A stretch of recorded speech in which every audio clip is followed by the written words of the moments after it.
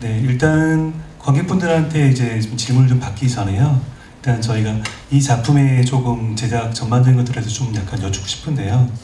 연출님한테 이제 2014년 또 15년 넘어오면서 이제 이 작품 계속 이어지는 어떤 작품의 구상이랑 그리고 어떤 계기 관련된 부분들에 대해서 조금 말씀을 먼저 해주시면 좋을 것 같습니다.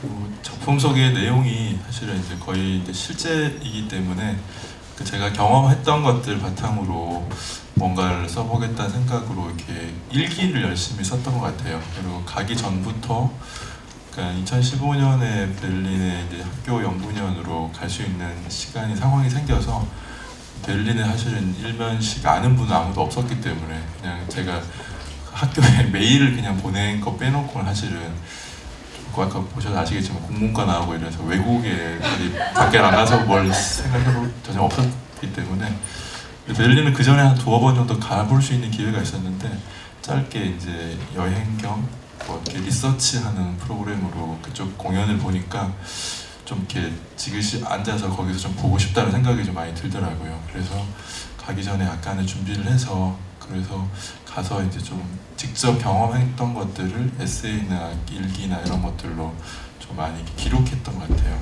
그걸 어떻게 꿰일 수 있을 건지는 이제 다 겪어보고 나서 다시 생각을 했던 것 같고요. 예, 제가 알기로는 아마 연출께서 아마 독일 가시기 전에 뭐 한도 커넥션이라든지 이쪽에서 아마 이렇게 리서치 쪽 지원을 받으시면서 독일 쪽에 사전부터 조금 이렇게 교류라든지 이렇게 관심이 좀 있으셨던 걸 알고 있거든요.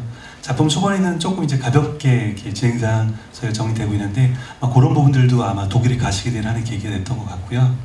그리고 이제 저도 이제 사실 작품을 보게 되면서 제가 그 가슴을 좀 쓸어내는 장면이 이렇게 좀 이렇게 그 마지막 그 에필로그 장면에서 그 15년 말에 이제 대본을 못 쓰시잖아요.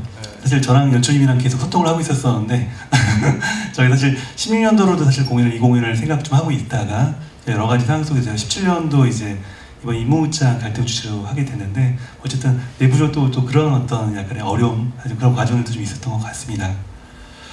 그리고 이제 사실 이제 임무장 이야기 나오니까 조금 말씀을 드리면은 사실 작가 입장으로 봤을 때 저희 이제 올해 임무장 17년의 갈등이라는 주제를 해가지고 이 작품을 엮고 이제 마지막 작품을 하시게 되는데요. 아마 15년도에 어떻게 보면 되게 그런 경험 자체를 지금 17년도의 이 어떤 맥락 속에서 그리고 이 주제 속에서 쓰시는 게 쉽지 않으셨을 것 같아요. 그래서 그 이야기를 조금 말씀을 좀 해주시면은 아마 관객분들께서 조금 이런 이제 작품의 어떤 맥락들을 이해하시는데 좀 먼저 도움이 될 것 같습니다. 그러니까 2015년에 이제 거기 있으면서 그 2015년은 이제 예술계 안에서도 이제 검열 사건이 있었고요. 그리고 세월호 이제 일주기도 있었고 뭐 메르스 사건이라든지 굉장히 이렇게 국내에 있을 때 상황이 굉장히 힘들어졌던 상황이었던 것 같아요. 근데 이제 그때 저는 좀 없었고요. 그리고 없는 상태에서 뭐 SNS로 약간의 이제 그 상황을 이렇게 돕거나 이런 것들 조금 했었는데 그때 이제 그 상태를 생각을 했을 때 약간 좀 분열되어 있었던 것 같아요.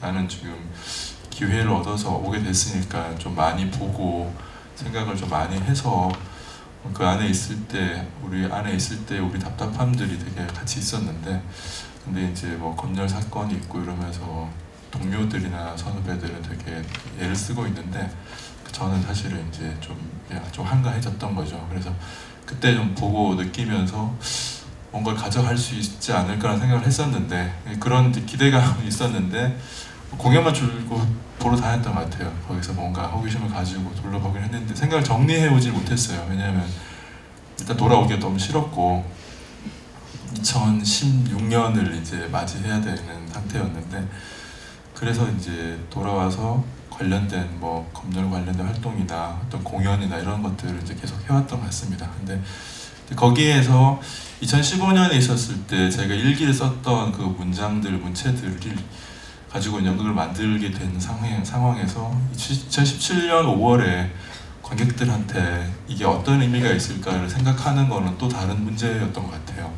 그 사이에 많은 일들이 있었고 시간도 많이 흘렀고 그리고 그 갈등이라고 하는 양상도 되게 많이 바뀌어진 것 같거든요. 2015년의 갈등과 16년을 거치고 17년에 지금 5월에 저희가 연습하는 과정에서 또 대통령 선거도 있었고 갈등이라고 하는 양상은 끊임없이 바뀌고 있는데 본질적인 거는 어떤 세대 간에 혹은 이제 여기서 나와 있는 난민 의식이나 미주민 의식이나 세계 시민 의식 같은 것이 좀 이렇게 서로를 이야기할 수 있는, 서로의 입장을 얘기해 볼 수 있는 그런 어떤 이 관점이 될 수 있지 않을까. 소통이 이제 부재하고 굉장히 이렇게 서로가 등을 돌리게 되는 상태가 지금 오랫동안 좀 가고 있을 것 같은데, 서로를 어떻게 봐야 될 것인가에 대한 생각들을 좀 해봐야 되지 않나 하는 정도를 그냥 생각을 좀 하고 온 것 같습니다. 예.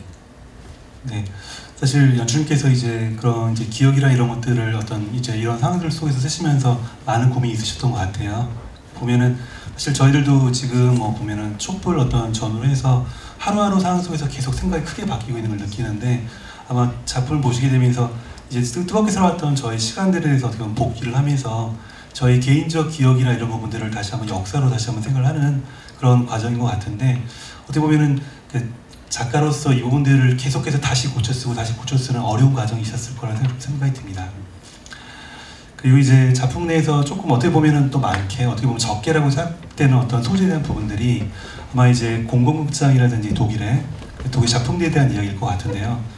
보셨던 분들의 어떤 리뷰나 보니까 공공극장에 대한 이야기가 많다 혹은 적다 그런 이야기도 있었던 것 같은데, 사실 150편에 비하면 많은 이야기는 아닌 것 같아요. 근데 이제 보셨던 그런 극장이나 그 독일의 작품들 중에서 그래도 여기 오시는 관객분들한테는 꼭 한번 같이 공유하고 싶은 이야기들이 있으면은 한두 개 좀 이야기를 해주시면 좋을 것 같습니다. 이 뭐 연극 작품, 뭐 공연 그런 것들은 저희한테도 이렇게 많이 들어오고 있는 것 같아요. LG 아트센터나 뭐 서울국제공연예술제나 뭐 단발성으로 이렇게 공연이 수입되어 오는 경우들은 꽤 있는 것 같은데, 그리고 뭐 같이 이렇게 협업을 하기도 하고요. 근데 이제 극장이라는 공간을, 특히 이제 공공극장이라는 공간을 어떻게 인식하고 있느냐라는 그런 부분은 좀 이렇게 모르는 것 같아요. 그래서 저희가 얘가 이제 스파프에서 그 팝업 시어터, 그 우리 후배님들이 하는 공연, 카페 공연에서 그 세월을 연상시킨다는 이유로 정지시키는 그런 사건이 발생했을 무렵에, 그때 이제 스파프에서는 베를리너 앙상블이라든지 그 전에는 샤오비네 이런 팀들이 이제 초청이 되어서 와서 공연을 했어요. 근데 이들이 이제 공공극장을 어떻게 생각하는지에 대해서도 사실은 우리가 좀 수입이라기보다 좀 이렇게 의견을 들을 필요가 있는 것 같은데, 작품은 해외 연극, 뭐 해외 공연, 우수한 작품, 어떤 뭐 이렇게 많이 회자된 작품들을 수입을 해오는데, 이들이 극장을 어떻게 생각하고 있고 공공성을 어떻게 생각하는지 이런 담론들은 사실은 좀 가져오지 못하는 것 같아요. 그래서 공공극장이 제일 좋았던 거는, 공연은 이야기를 하기 위한 하나의 화두이지 그것 자체를 예술 작품으로서의 완성체라고 사실은 좀 보는 시각은 좀 덜한 것 같아요. 그래서 해외 공연을 보면은 그때 거기서 봤던 공연들의 결말이 되게 이렇게 단촐했어요. 우리나라 공연에 비하면. 우리는 이제 이야기는 끝이 났는데 결말을 뭔가 이렇게 뭉클하게 짓기 위해서 조금 더 이렇게 사족을 붙이는 그런 경우도 있고, 제 작품도 좀 그렇지만은 그런 경우들이 있는 것 같은데, 아주 이렇게 정말 쿨하게 딱 끝을 내고, 그 다음에 이제 얘기들은 그 카페라든지 혹은 다른 담론의 형태로, 그리고 그 이야기를 하는 공간이 바로 공공극장 그 자체였어요. 그러니까 관객과의 대화나 이런 거는 굉장히 일상적이 됐고, 로비 공간이나 다른 스튜디오에서 뭐 세미나나 토론회, 뭐 출판 기념회 이런 건 굉장히 많고요. 그리고 매회 이제 공연이 끝나면 카페 같은 데가 이제 공공극장 안에 이 구내 식당이라고 하죠. 칸티네라고 하는 그런 공간이 있는데, 거기에서 배우하고 스태프들이 혹은 이제 관계자들, 일반 관객들하고 자연스럽게 이렇게 만나서 대화를 하고, 저희는 비싼 돈 주고 어디 대학로나 명동에 술집에 이렇게 찾아 들어가야 되잖아요. 근데 그렇지 않고 바로 그 자리에서 대화를 하고 창작자들이 관객들과 그렇게 소통하는 걸 좀 당연한 의무로 생각을 하더라고요. 물론 이제 그들은 국공립에 소속되어 있는 예술가들이니까. 그래서 다시 연극이 시작되는, 공연이 끝나니까 이제 관객과 소통을 하는, 오늘 공연에 대해서 이야기를 소통하는 것이 또다시 시작돼서, 처음에 저도 이제 뒤풀이로 오라고 얘기를 들은 것 같은데 장소를 저한테 안 가르쳐 주더라고요. 그래서 그냥 인사치레로 하는 말인가 싶어서 어디냐고 물어보니까 당연히 여기지, 아까 우리 얘기했던 그 자리다. 그래서 거기 공공극장에 있는 노천 카페 이런 데서 아까 낮 저녁에 공연했던 배우들이 관객들하고 새벽에 한두 시 넘게끔 오픈되어 있고, 그래서 연극이 그냥 보는 행위가 아니고 참 잘 봤다라는 행위가 아니고 이야기를 하기 위한 하나의 어떤 화두, 미디어 이런 성격들이 굉장히 강했어요. 그리고 그것이 특히 이제 공론화될 만한 테마들, 미학적으로 아름답고 막 그런 것도 물론 있겠지만 공론화 시킬 수 있는 테마를 가지고 이야기했을 때 관객들이 굉장히 더 열정적이었고, 그래서 이제 조금 짧게 갔을 때는 못 봤던 공연들을 좀 많이 보게 됐어요. 그리고 뭐 막신고리키 극장이나 그 아까 얘기했던 발하우스라든지 이런 극장은 저희가 주류 어떤 씬에서는 조금 이렇게 저희는 샤우비네나 아무래도 베를린 앙상블 이쪽으로 다들 좋아하기 때문에, 막신고리키 극장 같은 경우 제가 있을 때 굉장히 급부상을 했었고요. 영어 자막을 하지 않기로 굉장히 유명했던 도이체스 테아터 같은 경우도 제가 있었을 때 11월, 10월 경에 영어 자막을 달기 시작을 했어요. 그러니까 외부에 있는 일종의 이제 이방인들하고도 공연을 통해서 되게 적극적 소통을 하겠다라고, 그런 모습들이 퍼블릭해지는데 굉장히 노력하고 있는 모습이라서 그런 부분들이 오히려 저한테 되게 인상적이었던 것 같습니다. 네, 독일 같은 경우는 그렇게 다양한 극장들이 다양한 색깔을 가지고 목소리를 낸다는 건 참 저도 극장 쪽에서 일을 하고 있지만 흥미로운 부분들인 것 같습니다. 그럼 지금부터는 좀 관객분들한테 좀 질문을 좀 받고 좀 말씀을 좀 나눴으면 좋겠는데요. 혹시 뭐 편하게 질문하셔도 좋고요. 뭐 소감을 말씀하셔도 좋을 것 같습니다. 손을 들어서 말씀해 주시면은 저희 쪽에서 마이크를 가져다 드리도록 하겠습니다.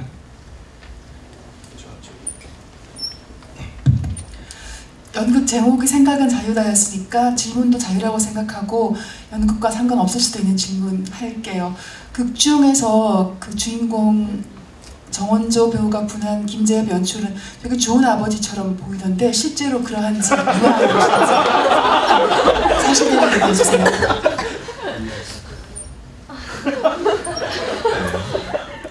꼭 그렇지는 않고요. 네. 그러니까 이제 베를린에서는 좀 좋은 아버지였던 것 같긴 해요. 왜냐하면 이제 다른 활동을 하지 않고 아이랑 시간을 최대한 보냈기 때문에, 그리고 제가 거기에 가족들하고 했던 것도 지금 이 공연을 준비하느라고 사실은 아내랑 같이 지금 작품을 하고 있기 때문에 아이랑 시간을 거의 못 갖고 있었거든요. 그리고 이 할아버지 할머니들이 이렇게 해주셔가지고 사실은 좋은 아버지가 아니죠. 작품 속에서는 그렇게 보이게 해놓고 나서. 근데 베를린에 있었던 시간에서는 그 같이 많은 시간을 보냈던 것 같아요. 그때가 이제 두 돌 조금 전후였는데 그때 1년 기간은 그래서 뭐 놀이터 아침부터 해서 밤까지 계속 같이 있었기 때문에, 그래서 시간을 같이 보내는 것이 사실 제일 좋은 아버지인 것 같은데, 근데 그 시간이 이제 양적으로 계속 확보가 안 되니까 있는 시간만큼은 좀 질적으로라도 뭔가 이렇게 하려고 하는데 모르겠습니다. 아이한테는 만족스럽지 않을 것 같은 생각이 들어서 지금 오늘 낮에 지금 다 와 있었거든요. 지금 잠깐 보고 있었는데 그렇진 않고 꼭 그렇다고 보기는 힘들 것 같고요. 베를린에서만큼은 아무 일도 안 하고 아이랑 같이 있었기 때문에 그때는 좀 시간 많이 보냈던 것 같습니다. 예. 아빠들에게도 육아휴직을. 네, 그럼 이제 다음 질문 아까 네 좀.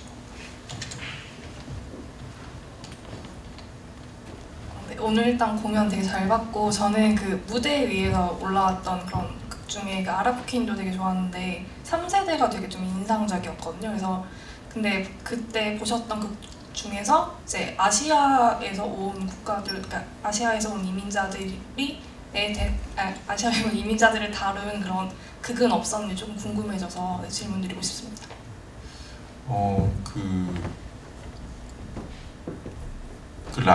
야엘 로넨이라고 하는 연출가는 그러니까 유태인 문제하고 그다음 팔레스타인 문제, 네, 그 문제에 사실은 좀 천착을 하고 있어요. 그리고 본인이 실질적으로 다큐멘터리로 이제 작품을 투어를 하면서 하고 있는데, 그 작품 안에서는 사실 아시안 얘기는 없었고요.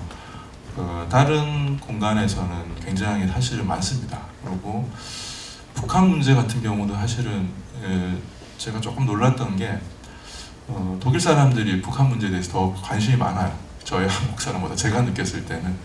샤오벤의 스튜디오에서는 탈북자 관련한 이야기들, 탈북자들이 한국에 와서 어떻게 느끼고 있는지를 라디오 방송에서 다큐멘터리를 취재해서 그날 이제 라디오 공개 방송처럼 했던 프로그램도 있었고요. 그리고 지금 말씀하셨던 것처럼 북한 문제로 항상 토론하고 있는 그런 공간도 있고, 그리고 일본이라든지 뭐 중국이라든지 아시아 쪽에 대해서, 아시아 쪽에서 일어나는 갈등들에 대해서도 굉장히 관심이 많아서 직접적으로 다루고 있을 뿐만이 아니라 또 그 일종의 이제 아시안 쪽의 그 이주민들이겠죠. 아시안 쪽에 뿌리를 두고 있는 1.5세나 2세들이 자기들 문제로서 인식을 해서 하고 있는 게 굉장히 사실은 많습니다. 예. 뭐 영화제라든지 이런 것도 굉장히 많고, 그리고 실제로 한국인, 일본인 뭐 이런 분들이 이 2세나 1.5세로 자라서 혹은 유학을 가서 거기에서 베를린어로 그냥 활동을 하세요. 그래서 발하우스나 그 하이마타펜 그런 쪽에 탈의주민 연극에는 배우로 그냥 나옵니다.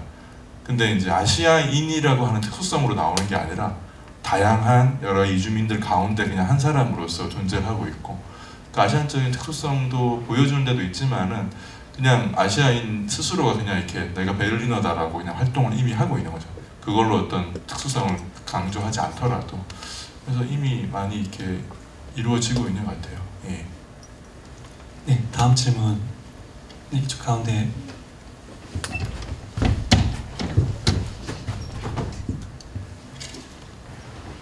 예, 공연 잘 봤고요.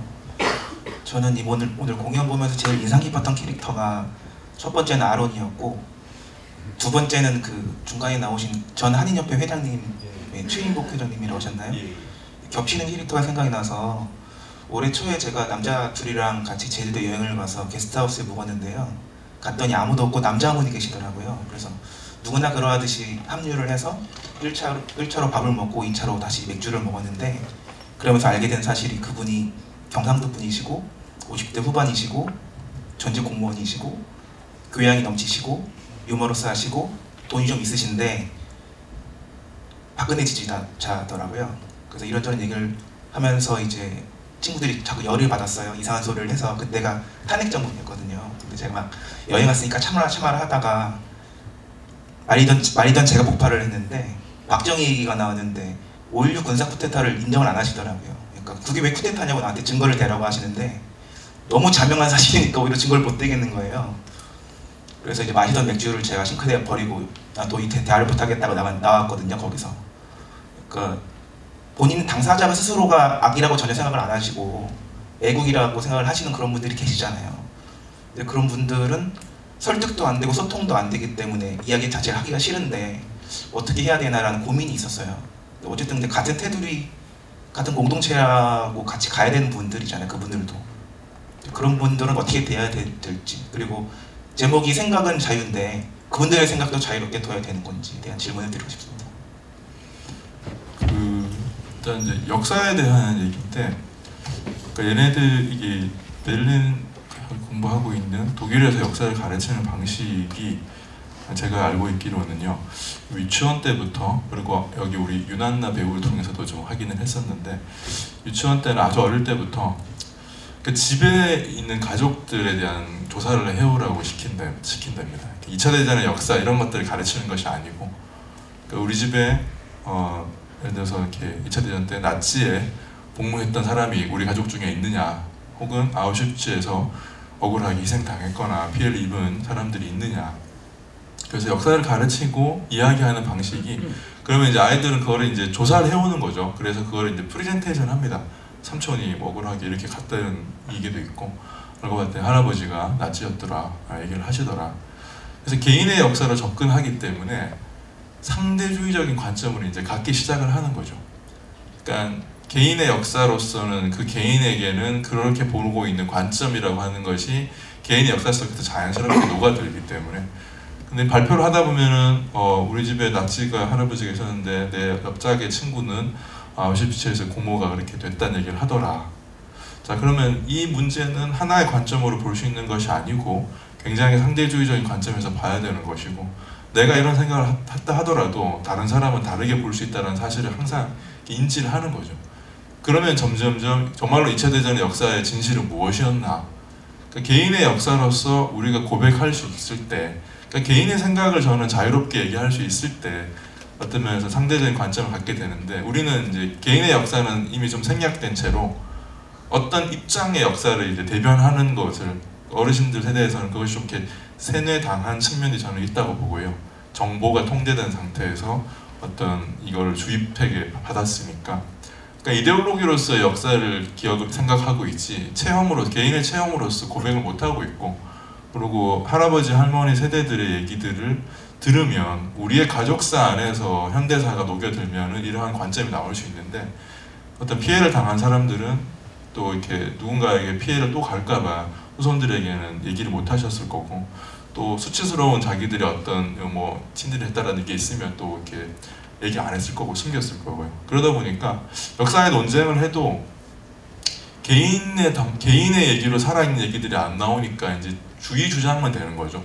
이데올로기적인 주의 주장만 되다 보니까. 그래서 저는 이제 생각은 자유라고 하는 그 자체가 누구나 다 그렇게 생각할 수 있어라기보다는 내 생각, 내 개인의 생각을 자유롭게 얘기할 수 있다면, 내가 체험한, 내가 경험한 세계 자체를, 그러면은 그 사람들이 서로의 세계를 이해할 수 있을 것 같아요.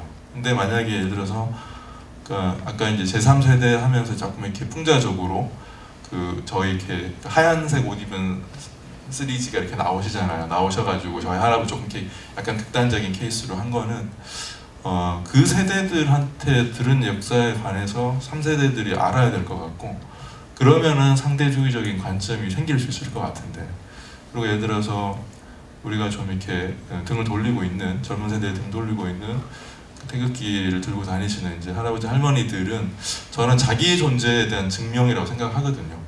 진짜로 그것을 믿고 안 믿고는 좀 둘째 문제이고, 쿠데타이냐 아니냐 문제가 아니라 본인들이 자기 개인으로서 증명을 할 수 있는 공간이 너무 없고, 그래서 개인의 역사로서 어떻게 그렇게 생각하게 되셨는지 그분의 삶에 대한 역사를 좀 듣게 된다면, 그 경험에 대한 진실을 좀 더 파고들면은 생각을 좀 이렇게 바꿀 수도 있을 것 같고, 또 그랬을 때 누군가 피해를 본 사람이 있습니다. 어떻게 생각하십니까?가 될 수 있을 것 같은데, 개인은 우리는 너무 이렇게 소외되어 있고 어떤 전체주의적인 한 입장에 우리가 서야지만 자기 존재를 증명할 수 있었던 세상이었기 때문에, 그래서 생각의 자유를 더 가져야 되지 않을까. 누구의 생각도 인정해준다. 근데 그것이 과연 개인의 체험이 됐을 때, 그때 그 체험적인 진실이라고 하는 것이 역사적으로 좀 더 소통이 될 수 있으면 좋겠다. 뭐 이런 생각을 조금은 해보게 됩니다. 네, 맞습니다. 저는 어떻게 보면 국가라는 것들 좀 벗어나가지고 정말 자신의 관점을 가진다는 건 너무 중요한 부분인 것 같습니다. 네, 또 다른 질문. 네, 저쪽.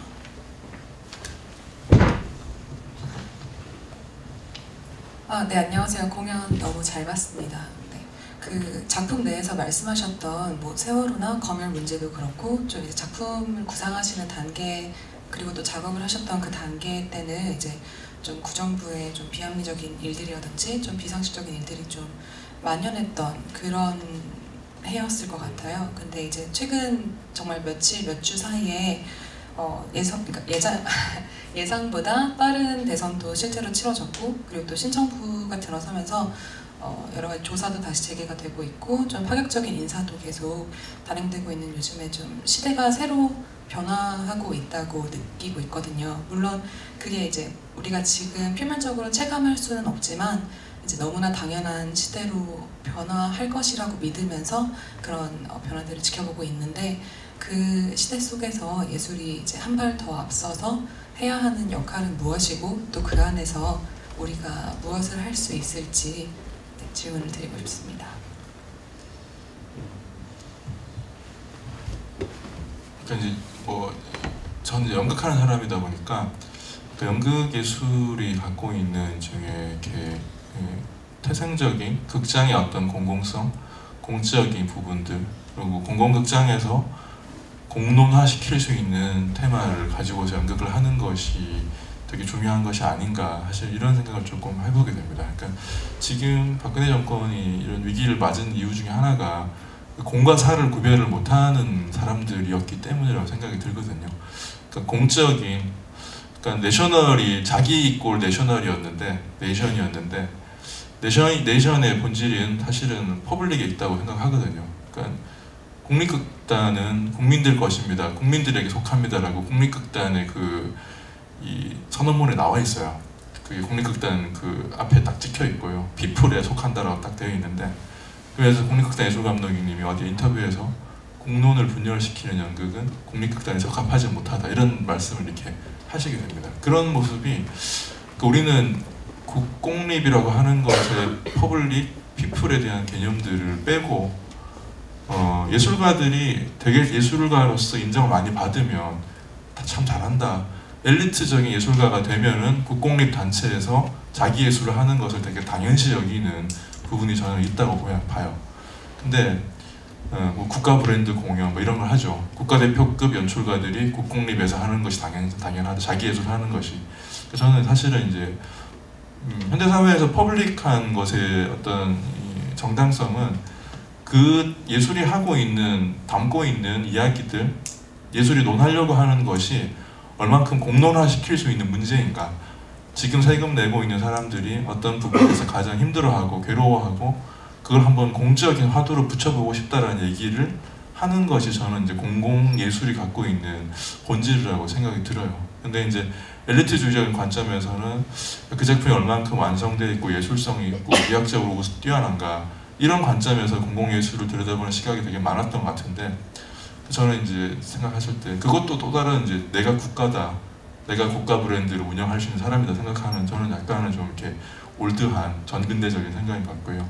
공공예술은 지금 세금 내는 사람이 겪고 있는, 내가 이 세금 내느라고 번 돈을 버느라고 힘들었던 일들을 가지고서 그 얘기를 해야 되는 것이 저는 이제 공공예술 생각이 들어요. 그래서 그리고 공공예술 단체들이나 이런 데들이 얼만큼 공론화시킬 수 있는 이야기들을 하려고 애를 쓰고 있는지가 사실은 잘 안 보이는 것 같아요. 그러니까 뭐 두산 아트 센터는 하시는 공공극장은 아닌데, 그런데 이제 인문극장을 하면서 테마를 고민을 많이 하시죠. 우리 화두는 이거다. 이번에 인문극장의 화두는 이렇고 강연 프로그램도 짜고요. 그래서 작품도 훌륭한 작품들이 두산 아트 센터에서 많이 나오긴 하지만 주님께서 만드신 죄송합니다. 그 테마를 가지고서 공론화시킬 수 있는 이야기거리가 있다. 그것을 나누는 곳이 극장이다. 라고 하는 거를 만들어내는 게 저는 이제 공공극장들이 해야 될 거라고 생각이 들어요. 그리고 결과적으로 좋은 작품이 나온다면 또 다행이겠지만은 좀 이렇게 작품 자체가 예술적으로, 미학적으로 누군가의 관점에서 볼 때는 좀 미흡하더라도 얼만큼 공론화시키려고 하는 얘기들을 얼마나 많은 사람들과 소통하려고 했느냐, 저는 이제 그 형태가 앞으로 우리의 공공성에 되게 중요한 것이 아닐까, 그런 생각 정도를 해봅니다. 네, 그 연출님이랑 작품을 만드시면서 이렇게 보면은 국가에 대해서 바라보는 관점이 국가 그 자체가 아니라 그 국가가 실제로 국가의 주인되는 그 국민이라는 그 사람에 대해서 또 퍼블릭이라는 그런 걸 통해 가지고 말씀하셨던 것들이 되게 인상이 많이 가는 건데요. 사실 저도 어떻게 보면은 민간 뭐 극장이긴 하지만 그 극장이 어떤 누구를 위해서 어떤 목적을 향해 따라 가지고 또 공공성을 가질 수도 있는 거고요. 또 뭐 예를 들면 그렇다고 생각도 들기도 하는데 되게 중요한 말씀을 해주셨던 것 같습니다. 고민되는 부분들이고요, 계속. 네, 또 이어서 또 질문 받겠습니다. 네, 저쪽 분. 안녕하세요. 공연 잘 봤고요. 제가 정리가 제대로 안 돼서 제대로 질문을 드릴 수 있을지 모르겠는데, 앞서 말씀하신 거에 의해 거기 관련해서 저도 좀 고민하는 지점이 있는데, 기획이나 연출하시는 데 있어서 저는 그 김수영 씨 작품을 봤었거든요. 근데 그때도 제가 정확하게 기억하고 있는지 모르겠지만 그 작품을 만드는 과정에 대한 고민에서부터 시작해서 이렇게 연출을 하셨더라고요, 기획을. 근데 지금도 어떤 자신의 경험을 바탕으로 이렇게 스토리를 짜셨는데, 저는 미술 쪽을 하고 있는데 이제 전공을 했는데 그 전에는 뭐 어떻게 보면 더 미학적이고 개념적이고 이런 쪽에 좀 더 그런 것들을 많이 봐왔었는데, 갈수록 사회에 관심을 가지게 되면서 이런 쪽으로 좀 더 표현을 해보고 싶고 기획을 해보고 싶다는 생각이 들더라고요. 근데 그런 과정에서 드는 생각에 나는 어떻게 보면 계속 재현이라고 해야 되나요? 재현이나 재현의 형식에만 머무르고 있는 게 아닌가라는 생각이 자꾸 들고, 그렇게 할 수밖에 없을까 이런 생각이 들기도 하고 조금 거기에 좀 더 의문이 들더라고요. 제가 지금까지 어떻게 보면 미술 공부하면서 뭐 봐왔던 거랑 되게 많이 다르고 사실 요즘 추세도 더 뭔가 참여나 사회 뭔가 더 많이 드러내고 이런 방향으로 가고 있는 것도 있지만 좀 더 다른 표현 방식은 없을까 이런 생각이 들더라고요. 근데 그런 고민들을 뭐 좀 들어볼 수 있지 않을까 해서 질문을 드리고요. 그리고 독일에 대한 교육 이런 부분들을 많이 보셨는데 그러면은 그 아론을 앞으로 키우실 때 아무래도 여기보다는 독일이라는 곳에서 배웠을 때 더 좋을 거란 생각이 드는데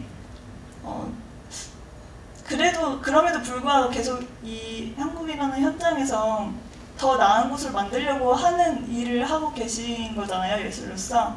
그래서 그런 것들이 어떤 아이를 키우는데 거기에도 적용이 되는지, 그래서 한국에서 뭔가 키우실 생각이신지 독일에서 궁금했어요. 네. 일단 먼저 제가 이제 연극하면서 최근에 한 이제 3작품, 4작품 2013년부터 이제 연극이 아니어도 좋은 연극이라고 제가 이렇게 혼자서만 이렇게 개념을 쓰거든요.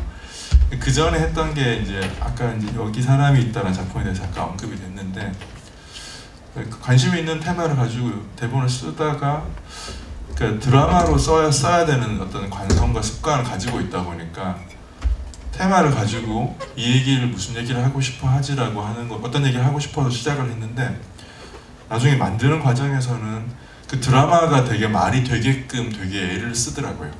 이 얘기를 왜 하려고 했지 하는 건 좀 이렇게 점점 이렇게 좀 놓게 잊어버리게 되고, 그 드라마가 말이 되게끔 하면서 고치고 하고 있는데 나중에는 드라마는 그냥 그럴듯하게 보일지 모르겠는데 그냥 그거는 드라마로 존재하고 있는 거지 현실에서 이 문제 가지고서 이야기하는 데에서는 어떤 생명력을 되게 발휘하지 못한다는 느낌이 되게 많이 들었어요. 그래서 그리고 또 소재로만 착용하거나 그런 부분에서 내가 겪지 않은 얘기들을 그냥 함부로 하고 있다라는 생각, 그런 문제에서 조금 반성을 하게 되면서 저라는 인물을 이렇게 집어넣어서 좀 수행을 해보고 겪은 걸 중심으로 이렇게 얘기를 하겠다라는 걸로 지금 최근에 극작수를 그렇게 하고 있는데요.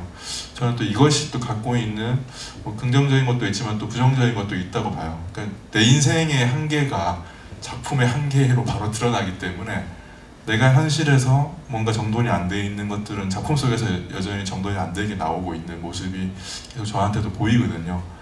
그랬을 때 이 방법을 또다시 새로운 형식을 찾아야 하지 않을까. 그 내용이 내가 생각하고 있는, 고민하고 있는 내용이 바뀌면 형식도 당연히 바뀐다는 생각이 들어요. 그럴 때 내용하고 형식 사이에 충돌이 계속해서 생기는 게 예술하는 되게 이렇게 고통이자 되게 즐거움인 것 같아요. 내가 이것이 불완전한 형식이라는 걸 발견하게 될 때, 그러면은 형식적인 고민도 하지만은 그것이 내용에 있어서의 문제가 있다라는 거, 내가 이 정도 안에서 조금 만족하고 있거나 내가 이 정도 안에서 내 한계다라고 인식을 그냥 이렇게 인정해버리고 있는 거 아닐까? 그러면 내 내용에 대한 고민이 깊어지기 다시 시작하면 다시 새로운 형식을 찾게 되는 것 같거든요. 그 내용과 형식 사이에서 계속해서 충돌과 갈등에 있는 상태, 그러면 뭐가 있을까 다음에는. 근데 그게 계속 예술을 하게 하는 힘인 것 같아요.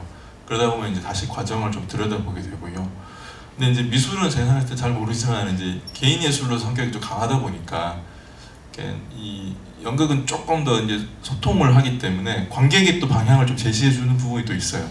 말하고 직접 말하지 않더라도 보는 관객이 이 공연의 일정 부분을 완성을 해주고 또 배우들하고 스태프들에게 영감을 바로 즉각 그 자리에서 주시기 때문에 관객들한테서 되게 도움을 사실 많이 얻는 편입니다.